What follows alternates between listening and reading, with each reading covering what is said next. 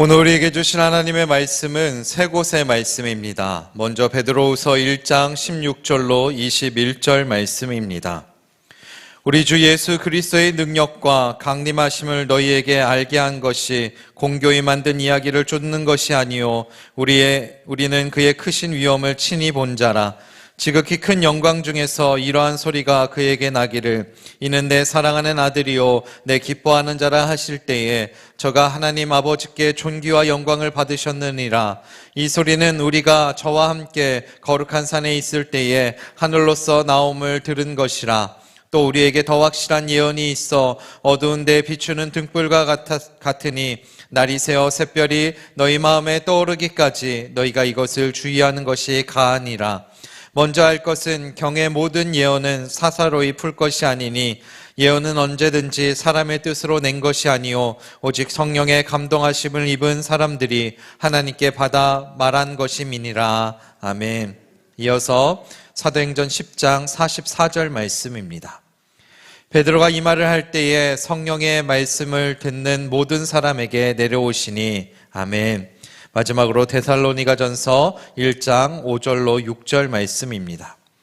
이는 우리 복음이 말로만 너희에게 이른 것이 아니라 오직 능력과 성령과 큰 확신으로 된 것이니 우리가 너희 가운데서 너희를 위하여 어떠한 사람이 된 것은 너희 아는 바와 같으니라. 또 너희는 많은 환난 가운데서 성령의 기쁨으로 도를 받아 우리와 주를 본받은 자가 되었으니. 아멘.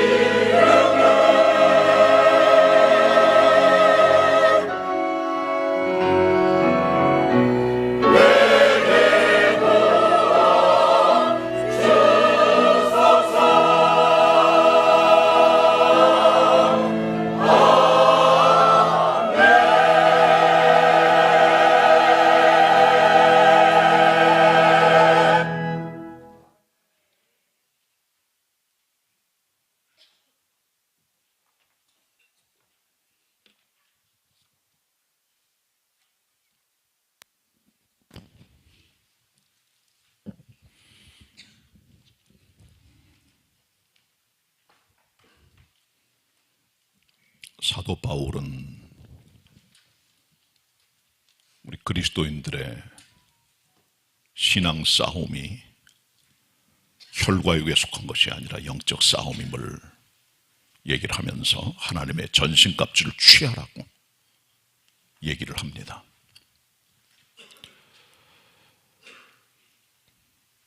하나님의 전신갑주는 진리의 허리띠, 의의 흉배, 평안의 복음의 신, 믿음의 방패, 구원의 투구, 그리고 성령의 검, 곧 하나님의 말씀이라고 했습니다. 다른 것들은 전부 다 방어하는 무기인데 한 가지만 공격용 무기예요. 바로 성령님의 검입니다. 바울은 에베소 6장 17절에서 성령의 검을 하나님의 말씀과 같은 것으로 말했습니다. 이것은 하나님 말씀인 성경과 성령님의 관계를 보여주고 있는 겁니다. 하나님 말씀은 성령이 임할 때 그게 검이 됩니다. 성령 임하지 않으면 그냥 막대기예요. 힘이 없어요. 찔러 쪼개고 깨뜨리는 힘은 성령이 주시는 힘으로 말씀 역사할 때 얻어지는 일입니다. 예수님께서 요한복음 6장 63절에서 내가 너에게 이른 말이 곧 영이요 생명이라고 말씀하셨습니다. 예수님 말씀이 하나님의 영의 일입니다. 성령을 통해 말씀이 잘 깨달아지게 되고 알게 되고 해석이 되고 풀어지고 선포가 되는 것이죠. 성경책과 성령님, 오늘 설교 제목입니다. 떼놓을 수 없습니다. 기울어져도 안 됩니다. 그리스도인들은 성경관이 바로 돼야 됩니다. 로마 카톨릭이 빗나간 것이 왜 빗나간 것일까요? 하나님 말씀을 바라보는 성경관에서 그릇된 겁니다. 여기서 모든 잘못됐게 비롯되는 거예요. 우리는 성경관이 분명해야 됩니다. 이게 무너지면 신앙기초 다 깨져버리고 맙니다. 성경을 바라본 우리의 시각과 마음 자세가 중요한 것입니다. 어떤 분들은 성경을 성서라고 합니다. 홀리북입니다. 거룩한 책으로 보는 거예요. 책이란 것은 연구하고 파악하고 추적하고 저울질해보는 거예요. 성경을 책으로 보면은 성경은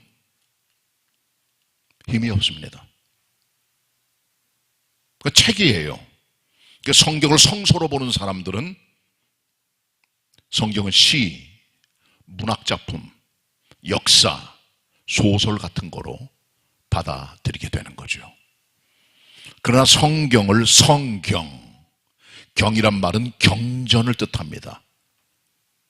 영어로는 더 홀리 캐논이에요. 캐논이란 말은 잣대, 저울을 말합니다. 표준을 말하는 거예요.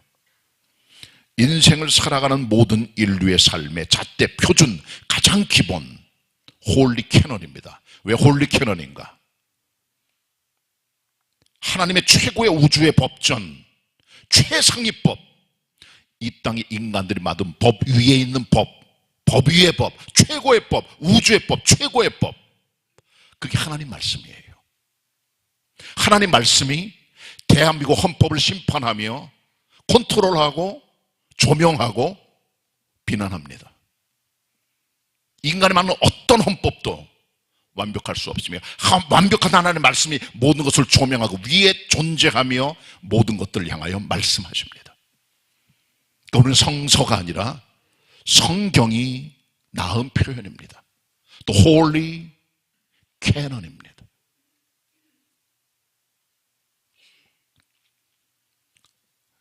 백두산 천지에 가면 물이 많이 고여 있어요.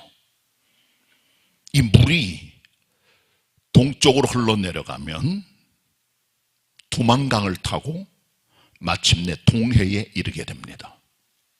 같은 천지의 물이 서쪽 방향으로 물길을 타고 압록강을 따라 쭉 가다 보면 서해에 도달하게 됩니다. 같은 천지의 물이 북쪽 물길을 따라가다 보면 송화강을 따라 북극해로 흘러들어가요. 뿌리와 근원은 천지입니다. 어느 물길을 따라가냐에 따라서 목적지가 완전히 달라지게 되는 거예요. 성경도 마찬가지입니다. 성경을 향한 우리의 마음가짐이 우리의 믿음을 성공과 실패로 가져가게 합니다.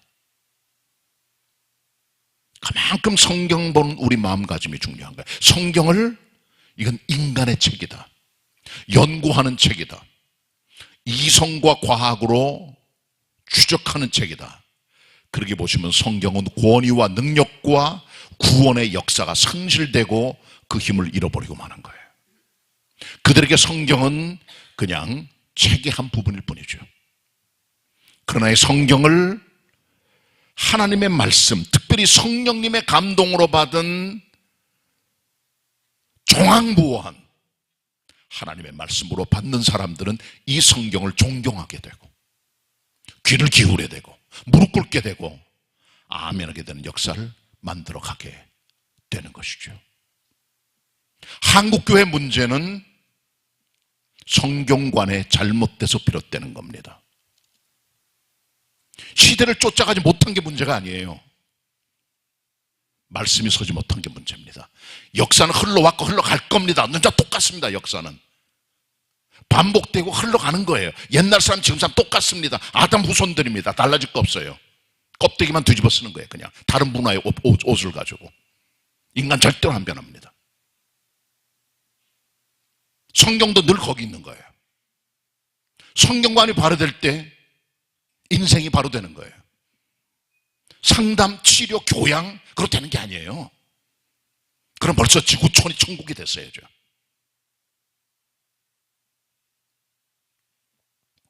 성경관이 정말 중요합니다.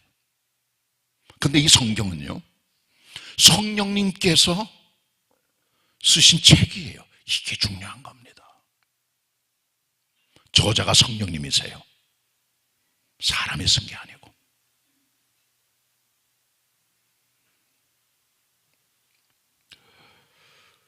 사도 베드로는 베드로 후서를 쓰면서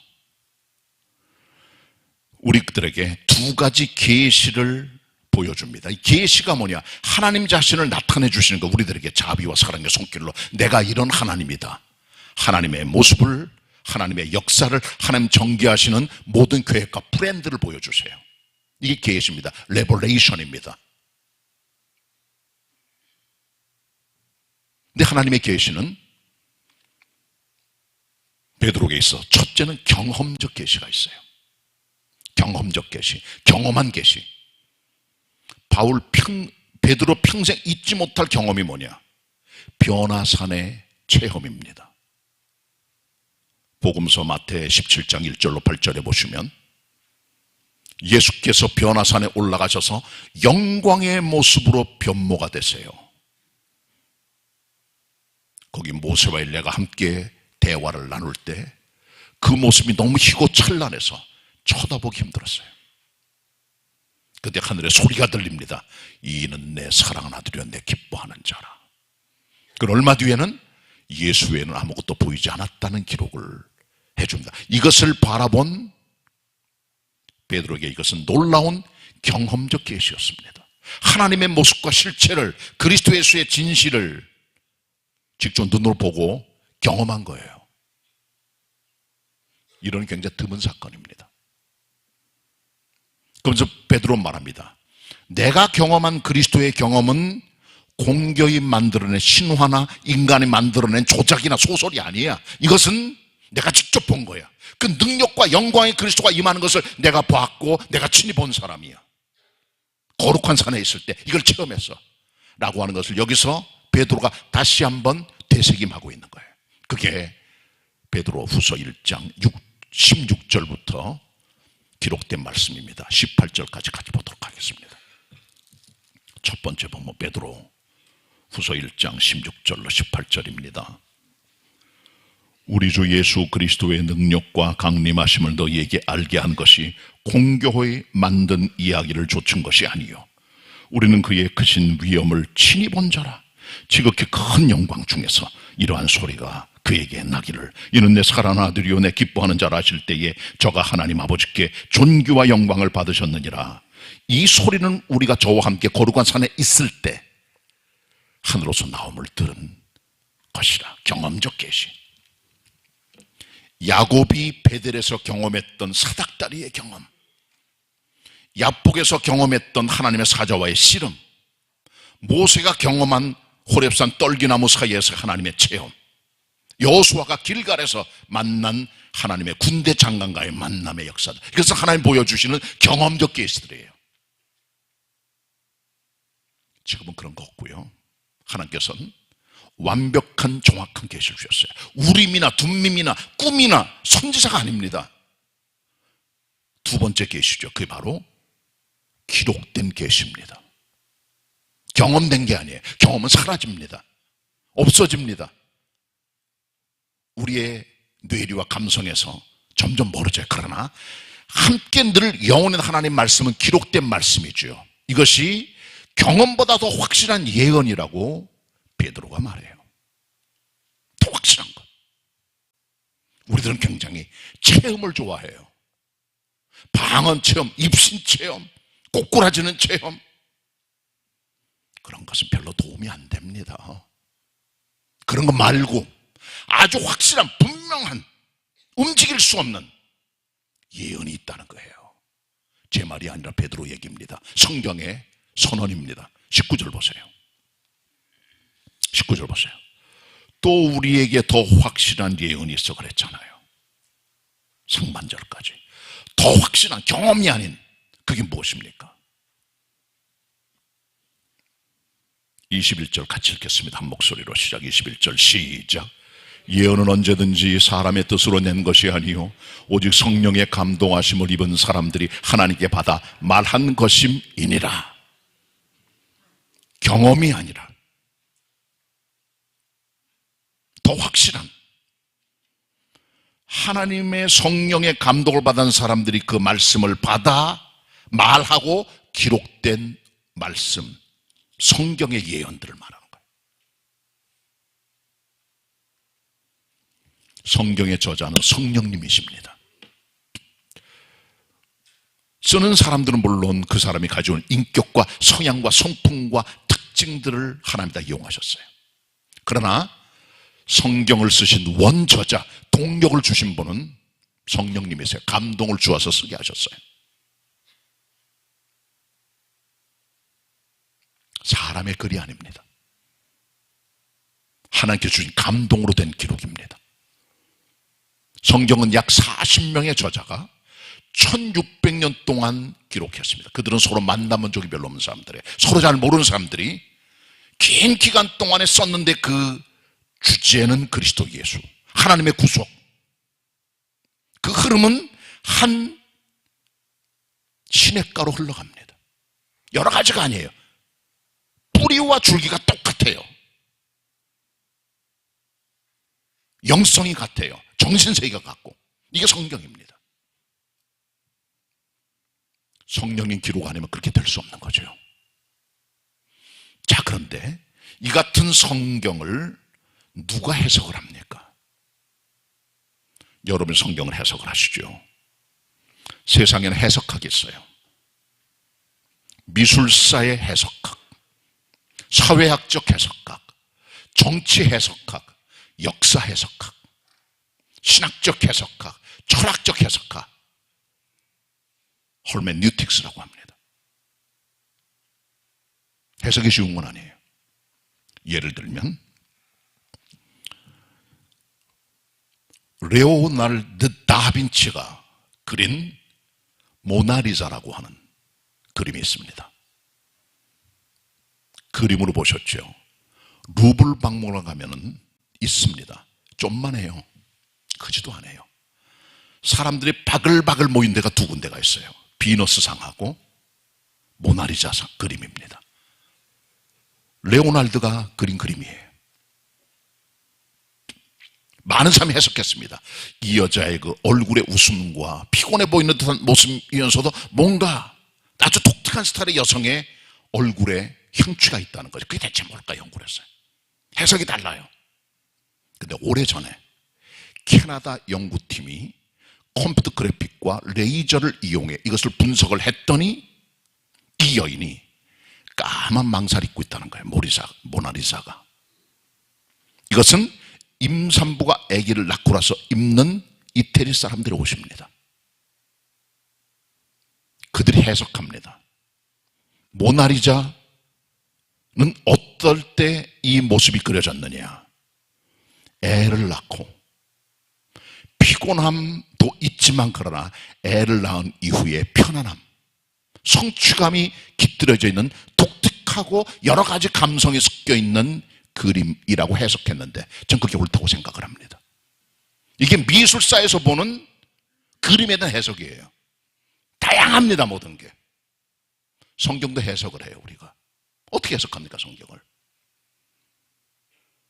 인간의 지혜, 인간의 눈, 이성으로만 되는 거. 물론 우리가 이성에서 읽어요. 그러나 그거로 성경 해석되는 건 아닙니다. 성령님이 쓰셨잖아요. 쓰신 분이 해석을 하고 가장 잘 뜻을 드러내 주시죠. 그러니까 성경의 해석은 성령님께서 하십니다. 구약 성경을 보세요. 꿈에 대한 해석이 나와요. 꿈. 구약의 하나님께서 꿈을 통해 많이 그들에게 말씀해. 특별히 창세기는 성경 기록되기 전 스토리입니다. 모세 전 얘기예요. 어떻게 준 역사하십니까? 꿈으로 역사를 많이 하셨어요. 창세기 37장, 40장, 41장에 보면 요셉의 꿈 얘기가 나옵니다. 요셉은 별명이 드리머예요. 꿈꾸는 사람. 많은 꿈을 꿉니다. 얘가 17살 되기 전에 집에 있을 때 형들에게 꿈 얘기를 해요. 11개의 형들의 단이 내 곡식단을 향하여 절하더이다. 형제들이 기분들이 더럽죠. 우리가 네의 종이 된단 말이야 이놈아. 그러더니 또 꿈 해석을 또 안 하는 거예요. 꿈 얘기를 또 하는 거예요. 해와 달과 11개 별이 내게 절하더이다. 엄마 아빠까지 너한테 절한단 말이야 이놈아. 다 기분이 안 좋았겠죠. 그대로 됐어요. 나중에 실제로 그렇게 됩니다. 꿈꾸는 사람이 요셉. 근데 이 사람이 해석도 잘했어요. 17세 형들의 미움받아서 은 20개에 애굽에 팔려가고 오해 때문에 감방에 들어갔는데 거기서도 꿈을 해석을 해줘요. 관원 둘이 들어왔어요. 고급 관리입니다. 술 맡은 가는장, 떡 굽는 가는장. 술 맡은 사람이 꿈을 꿨는데 꿈이 요상해요. 포도까지 해서 포도를 따서 집을 만들어 바로 임금에게 드렸다는 거죠. 그 꿈을 해석을 해줘요. 당신이 3일 뒤에 왕께 술을 드리는 일에 복직될 겁니다. 아주 소망적이고 긍정적인 꿈이지요. 사실대로 됩니다. 그 꿈의 해석을 옆에서 지켜본 떡 굽는 가는장이 자기한테도 꿈을 꿨는데 하나 가르쳐달라고 그래요. 이 사람이 꾼 꿈은 뭐냐면 이 사람 머리에 광줄인데 그 광줄에 떡이 있어요. 근데 참새들이 와가지고 그 떡을 다 뜯어먹는 거죠. 해석을 해줍니다. 당신은 3일 뒤에 장대에 달릴 겁니다. 그 죽게 되죠. 꿈대로 되는 거죠. 그러니까 이 요셉은 꿈 해석의 도사입니다. 고수급이에요. 그 하나님이 주신 감성이에요. 그것도요. 영성이고. 자, 그러다가 요셉이 30살이 됐습니다. 술 맡은 관원장이 이 사람을 기억을 하고 있었어요. 근데 마침 그때 바로 임금이 꿈을 꿉니다. 두 가지 꿈을 겹쳐 꿨어요. 첫 번째 꿈은 암소 7마리가 나왔습니다. 이 암소 7마리는 아름답고 살찐 암소들이에요. 그러더니 얼마 뒤에 저쪽에 다른 암소가 또 나와요. 7마리가. 7마리 흉측하고 파리하게 생긴 암소들인데 그 암소들이 아름답고 살찐 암소들을 삼켜버리는 거예요. 이거 아주 흉몽이죠. 무섭잖아요. 다른 꿈 하나를 또 꿉니다. 한쪽에는 충실하고 잘 익은 7개 이삭이 있는데, 저편에는 그야말로 메마르고 약한 7 이삭이 있더니 그 7 약하고 약한 것들이 와서가지고 충실한 이삭을 잡아먹어버리는 거예요. 흉몽입니다. 박사들을 불렀어요. 이 꿈이 대체 뭐냐? 누구도 해석을 못해요. 그때 술 맡은 관원장이 깜빵에 있을 자기 꿈을 해석해준 그 사람을 그게 요셉입니다. 히브리 포로예요. 종이에요. 데리고 나오게 합니다. 수염 깎고 옷 입고 왕 앞에 서지요. 왕이 말해요. 내가 너의 꿈을 해석할 수 있다면서 하나님이 해주십니다. 꿈을 말씀해 보세요. 왕의 꿈을 얘기했더니 얘기를 합니다. 그 7 암소는 7년 풍년이요. 그리고 파리한 암소 7은 7년 흉년입니다. 그리고 풍성하고 충실한 이삭 7은 역시 7년 풍년이요. 그리고 약하고 다 말라비틀어진 그 곡식은 7년 흉년입니다. 이것을 겹쳐꾸신 것은 분명히 이루어질 것임을 하나님께서 알려주시는 것이기 때문에 7년 풍년 뒤에 7년 흉년이 오니까 풍년 때 곡식을 잘 주장해 백성들로 하여금 5분의 1의 세를 내게 해서 7년 흉년이 올 때 그것을 풀어주시면 됩니다라고 국가 경영까지 다 말했더니 이 말을 들은 바로가 이렇게 말합니다. 이처럼 하나님의 신의 감동을 받은 사람이 어디 있느냐? 너는 내 집을 치리하라. 내 이름만 지위만 너보다 높다. 이 민족은 네가 다 통치해라. 하게 되는 거죠. 구약의 꿈은 하나님의 신이 하시는 거예요. 성령께서 감동을 주셔서 꿈을 해석하게 하세요. 신약에서는요, 그런 꿈은 없어요. 예수 그리스도께서 해석자입니다. 기본적으로 예수님께서 해석을 하세요.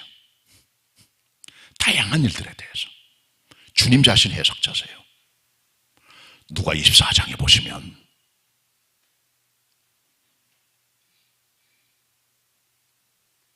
예수님의 제자 둘이서 엠마오길로 내려갑니다. 주님 돌아가셨다는 얘기를 듣고 돌아가신 것을 보고 그 다음에 부활의 주님을 보지 못하고 부활했다는 소식만 들리는데 만난 경험이 없으니까 낙심 중에 이 두 사람이 엠마오길로 가는 거예요. 그때 주님께서 주님 자신의 모습을 감추고 함께 동행하시죠. 내려가다가 그들이 믿지 못할 먹고 주님을 꾸짖으시면서 그들에게 성경에 있는 말씀을 다 풀어주세요. 선지자의 글부터 시작해서 그리스도 예수 자기 자신에 대해서. 그 나중에 주님께서 떠나가셨을 때 두 제자가 아까 길가에서 우리에게 주님께서 말씀을 풀어줄 때 우리 마음이 뜨겁지 아니하다냐. 예수님께서 성경의 해석자가 되십니다. 그리고 두 제자가 돌아가서 예루살렘에 있는 다른 제자들 11명에게 우리가 주님 만났다라고 외치고 고백하고 간증했더니 그 자리에 주님이 또 나타나신 거예요. 부활의 모습으로. 그리고 저희들의 마음을 열어 성경을 깨닫게 하셨다 그렇게 말씀합니다. 예수님께서는 성경의 해석자가 되십니다. 계시록 5장에 보면 요한이 본 하나님 나라의 영원한 경배의 그림이 나와요. 그가 본 환상입니다. 천국 예배의 그림이에요. 보좌에 계신 하나님 오른손에 책이 한 권이 들려 있습니다. 그것은 7개로 봉인이 되어 있어요. 누구도 그 봉인을 뗄 자가 없어요. 하늘에도 없고 땅에도 없고 땅 아래도 없고. 그래서 하나님의 사람 요한이 울었다 그랬습니다. 갑갑한 거예요. 하나님 말씀을 보면서도 해석이 안 되니까 해석할 자도 없고 뗄 자가 없어요. 열 사람이 없는 것을 개봉할 사람이 없는 거예요. 그랬더니 한 장도의 소리가 들리면서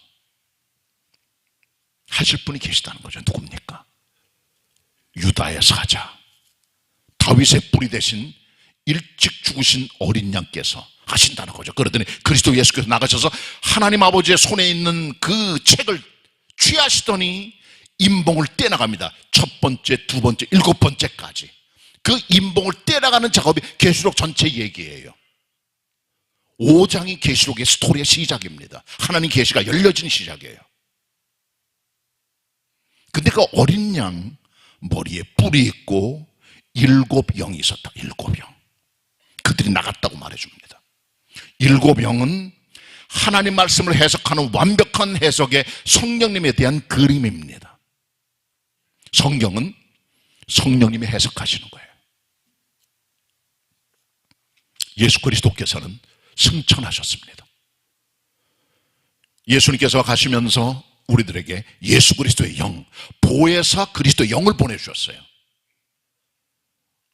요한복음 14장 26절, 16장 13절에 말씀합니다. 다른 보혜사, 진리의 성령이 오시면 모든 진리를 가르치시고 예수님 하신 모든 말씀을 너희에게 알게 하시리라. 예수님이 이 땅에 계실 때는 예수 그리스도께서 성경 해석자셨지만 예수님 승천하신 이후에는 다른 보혜사이신 하나님의 영 성령께서 오셔서 우리에게 하나님 말씀을 열어주시고 해석하게 하시고 보여주시고 깨닫게 하시고 풀어주시는 겁니다. 그 성령이 우리 안에 계시는 거예요. 그 성령의 비침을 통해 우리는 성경을 더 깊이 보고 바르게 볼 수 있게 되는 것입니다. 성경은 그래서 사사로이 풀지 말라고 베드로가 말합니다. 혼자 풀지 말아라. 어설프게 풀지 말아라. 베드로후서 1장 다시 봅니다. 19절 20절입니다. 다시 펴주시길 바랍니다. 베드로후서 1장 20절 19절 20절 두 절입니다. 같이 한 목소리 읽습니다. 시작. 또 우리에게 더 확실한 예언이 있어 어두운 데 비치는 등불과 같으니 날이 새어 샛별이 너희 마음에 떠오르기까지 너희가 이것을 주의하는 것이 가하니라. 먼저 할 것은 경의 모든 예언은 사사로이 풀 것이 아니니. 아멘. 아침에 떠오르는 별이 하나가 있죠. 새벽별, 샛별, 금성입니다. 계명성이라고도 해요. 아침에 꼭 뜹니다. 박습니다. 이 샛별은 아침이 돼야 떠요. 밤을 쭉 지나가야 돼요. 쭉 떠오릅니다. 샛별 떠오르는 거. 헬라 말로는 포스포로스라고 그래요. 영어 성경은 The Morning Star라고 그래요. Morning Star. 성경을 읽으시면서 성령의 도움을 기도하고 묵상하면 하는 가운데 하나님 말씀의 샛별처럼 쭉 떠오릅니다. 아침별처럼 빛을 비춥니다. 우리의 마음을 쏩니다. 내면을 비춰주십니다. 마음을 관통합니다. 눈먼 자들은 모릅니다. 성경 사사로이 푸는 게 아니에요.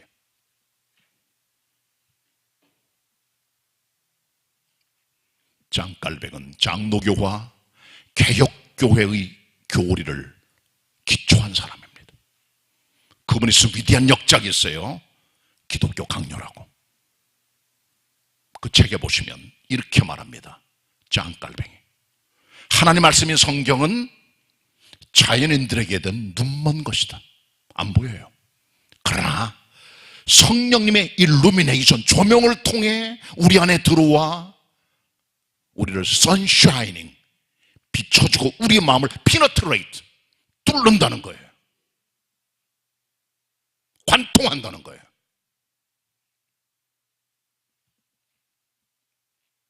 성경은 성령님의 빛이 들어와야 그 감동으로 해석이 됩니다. 왜? 성령께서 저자시거든요. 그래서 우리는 성경 읽어내려갈 때 성령님의 도움을 기도해야 돼요. 눈을 열어달라고. 그때 비춰지게 됩니다.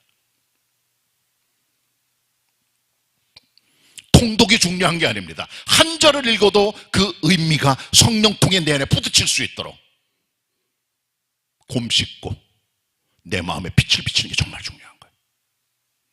느헤미야 8장에 보면 바벨론 포로 갔다 돌아온 이스라엘 백성들은 히브리 말도 잊어버리고 하나님 말씀 다 잊어버리고 다 바보들이 됩니다. 천문학 강장의 백성들이 모입니다. 하나님의 사람 에스라가, 학사겸 에스라 제사장, 율법 선지자입니다. 그가 가서 하나님 말씀을 엽니다. 선포합니다. 해석합니다. 뜻을 깨닫게 합니다. 사람들이 엉엉 옵니다. 죄를 자복합니다. 웃고 기뻐 먹고 마시고 나누어 줍니다. 왜? 말씀을 알았기 때문에. 인생 최고의 여러분의 삶의 보물은 하나님 말씀을 알고 깨닫는 것. 그거는 돈이 아니에요. 축복입니다. 보배입니다. 그거 가지세요. 자, 그런데 이 같은 성경을 통해 역사는, 성령님의 역사는 말씀이 선포되고 가르쳐주고 나누어질 때 역사를 해요. 그게 진짜입니다. 성령님 안 내려오시면 설교는 꽝입니다. 주일학교 교사들, 학생들 가르쳐도 성령 없으면 꽝입니다. 구역교사들 아무리 잘 가르쳐도 없으면 꽝입니다. 성경으로 상담하는 사람들 성령 없으면 다 꽝입니다. 아무것도 아니에요. 성령이 내려오셔야 돼요. 사도행전 10장에 보면 가이사라에 주둔한 로마 센추리온 백부장이 있어요. 고급 지휘관이에요. 이 사람이 하나님 말씀을 갈망하여 하나님의 종 베드로를 욥바에서 모시고 와서 일가 친척 그 친구 다 모아서 말씀을 들을 때 베드로가 그리스도의 십자가, 그리스도의 부활, 믿음, 죄사함을 선포할 때 성령께서 내려왔다고 말씀해주고 있어요. 그때 사람들 세례받고 변화되고 은혜 받았다는 기록이 나옵니다. 두 번째 본문입니다. 사도행전 10장 44절입니다. 다 펴주시길 바랍니다. 사도행전 10장 44절 합독합니다. 한 목소리로 시작. 베드로가 이 말할 때에 성령이 말씀 듣는 모든 사람에게 내려오시니. 베드로가 이 말할 때 성령이 말씀 듣는 모든 사람이 내려오셨다. 설교할 때 성령님이 내려오셔야 그게 생명이 되는 거예요. 역사가 나타나게 되고. 바울도 같은 경험을 해요. 바울이 내가 이 복음을 너에게 증거할 때 그냥 증거한 게 아니라 말이 아니라 능력과 성령과 큰 확신을 가지고 너에게 내가 전파하였느니라. 바울이 한 얘기입니다. 세 번째 본문입니다. 데살로니가 전서 1장입니다. 5절입니다.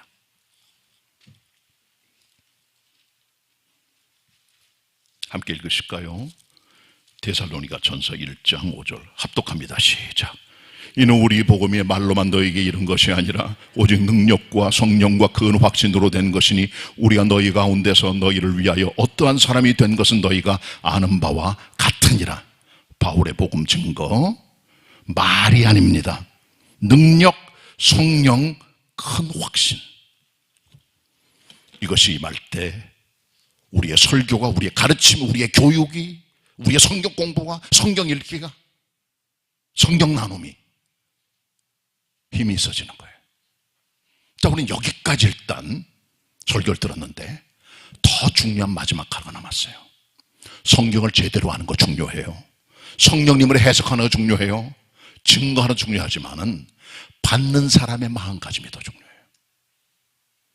그 말씀 어떤 마음으로 받는가? 데살로니가 성도들은 성령의 기쁨으로 도를 받았다라고 6절에 말씀합니다. 이게 중요합니다. 이게 오늘 키워드입니다. 1장 6절 보세요. 데살로니가 전서 1장 6절 말씀 다 펴주시길 바랍니다. 큰 소리로 다 같이 합독합니다. 시작.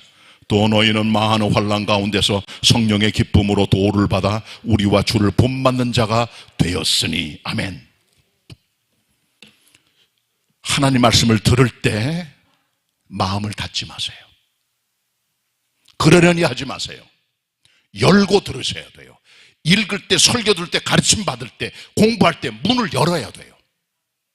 성령의 기쁨으로 도를 받았다. 도를 받았다 말 헬라 원어에는 넥사메노이, welcome the words. 하나님 말씀을 웰컴하라. 기쁘게 영접하고 받아들여라. 그때 열매가 맺혀지는 거예요. 믿음의 화합, 아멘의 태도, 열린 마음. 그때 말씀이 힘이 되지. 아니면